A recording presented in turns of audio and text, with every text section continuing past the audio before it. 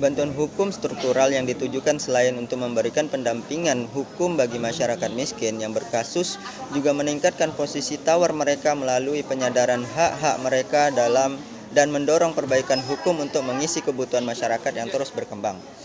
Berkaitan dengan status mereka yang miskin, sistem bantuan hukum yang dibangun oleh negara juga tidak berpihak kepada masyarakat miskin yang harusnya menjadi sasaran hukum.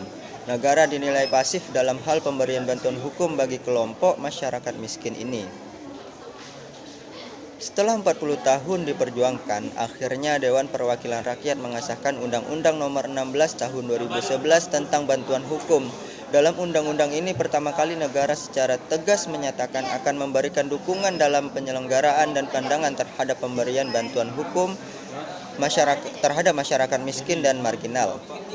Undang-undang ini dianggap sebagai niatan baik pemerintah untuk menjamin hak warganya, sehingga persamaan warga negara di hadapan hukum bukan hanya menjadi jargon-jargon belaka.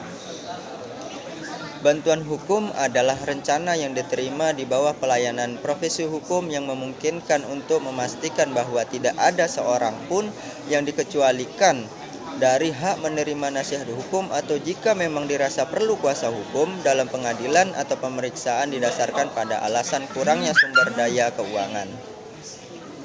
Undang-Undang Nomor 16 Tahun 2011 tentang bantuan hukum adalah jasa hukum yang diberikan oleh pemberian hukum secara cuma-cuma kepada penerima bantuan hukum.